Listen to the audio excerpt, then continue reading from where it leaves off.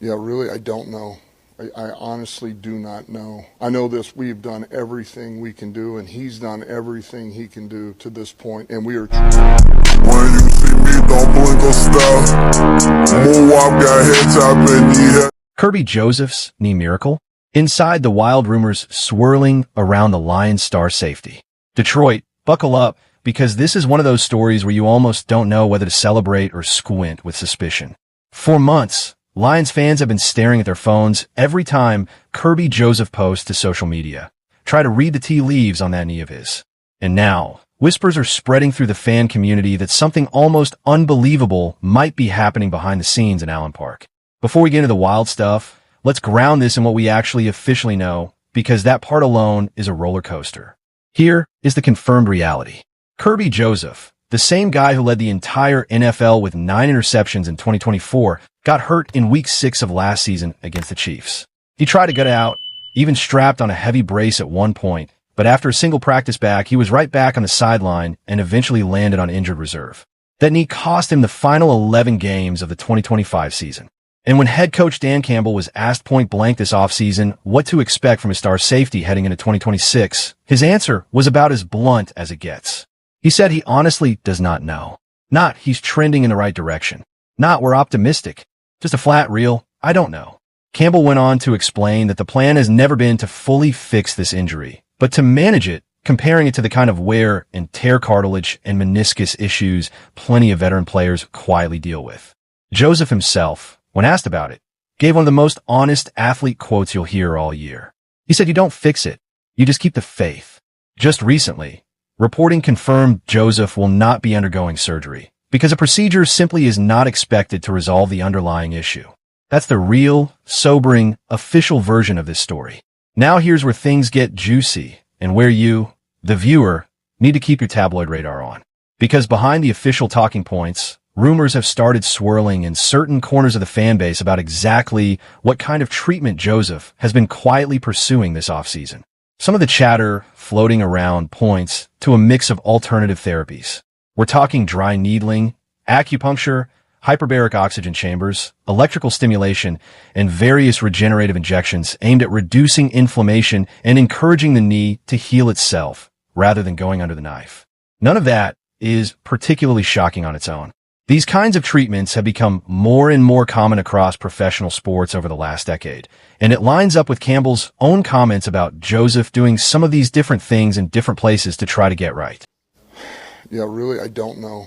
I honestly do not know. I know this, we've done everything we can do, and he's done everything he can do to this point, and we are trying to be as smart as we can and not push this until we absolutely have to, because once we've done that, then we'll know one way or another. And it's not worth it right now. We're just slowly building, continuing the strength in there. But then the rumor mill takes a turn into something far more dramatic.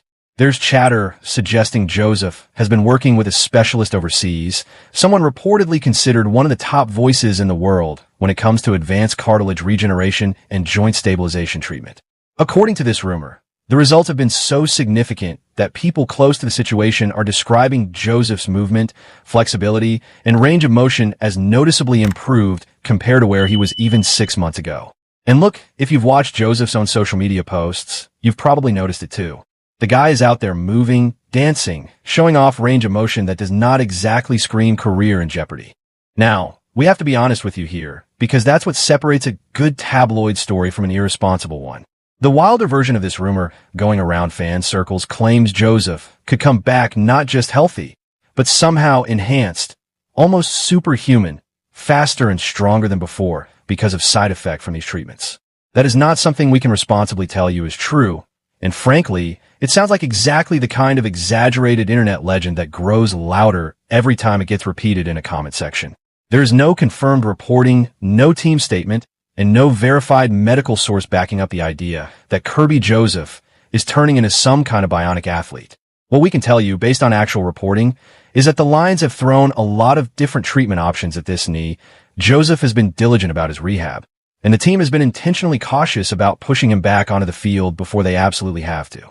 So why the caution? Because Campbell has made it clear the Lions want to avoid rushing this. Their whole approach has been to slowly build Joseph up rather than force him into contact before his body is ready. That means we likely will not get a real answer on where his knee actually stands until the thick of training camp, when the pads come on and the hitting becomes real. Until that moment, everything else, brace or no brace, smiling Instagram videos, and yes, even these rumors, are just pieces of a puzzle nobody outside the building has fully assembled yet. And here's why all of this matters so much for the Detroit Lions heading into 2026.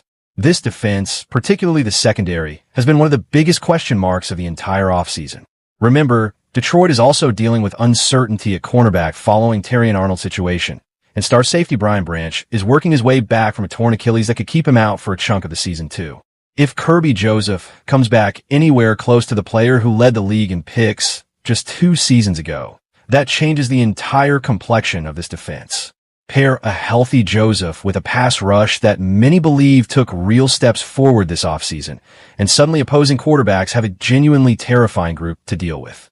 But if Joseph is limited or forced into a reduced role just to manage the knee long term, Detroit's margin for error on defense gets a whole lot thinner in a stacked NFC North. To their credit, the front office did not sit around hoping for the best. Detroit reinforced the safety room significantly this offseason, bringing in Christian Izien and Chuck Clark in free agency, while re-signing depth pieces like Avonte Maddox and Thomas Harper. Campbell has publicly praised the physicality and football instincts of some of these newer additions, essentially building an insurance in case Joseph and Branch need extra time. It is a smart, if slightly nerve-wracking, approach. Nobody wants to lean too hard on improving depth, but nobody wants to rush back 2 of their most talented defensive playmakers either. There's also a broader, fascinating layer to this story that goes beyond just one player and one knee. If it turns out that some of these alternative regenerative treatments really are helping athletes recover from chronic joint issues faster and more completely than traditional methods, that is a conversation the entire NFL and its Players Association will eventually have to have. For decades, certain knee and cartilage injuries were treated as things you simply learned to live with, or worse, injuries that quietly ended careers well before their time. If the science and medicine around recovery keeps evolving the way it has over the last several years, we may be looking at a future where career-threatening injuries become far more survivable than they used to be. That is genuinely exciting, even if the specifics swirling around Joseph's exact treatment plan remain unconfirmed. For now, though, all Lions fans can really do is what they have been doing for months. Watch the Instagram posts, read between the lines of Dan Campbell's press conferences, and wait for training camp to give us the real answer. Because until Kerby Joseph actually straps on the pads and takes a hit in live team drills, every bit of optimism, every rumor about miracle treatments, and every ounce of concern about his long-term outlook is still just speculation. What we do know for certain is that Joseph has been putting in the work. The team has been careful not to rush him. And the hope inside Allen Park is that all of this rehab pays off in a big way once the lights come on in September. So Lions fans, what do you think is really going on with Kerby Joseph's knee? Do you believe he's going to come back as dominant as ever? Or are you bracing yourself for a limited role this season? Drop your thoughts and predictions in the comments below, because we want to know where you stand on this one. And if you enjoyed this breakdown, do not forget to smash that like button, subscribe to the channel if you have not already, and turn on notifications so you never miss an update as we head toward training camp and the start of the 2026 season. We will see you in the next one. Oh my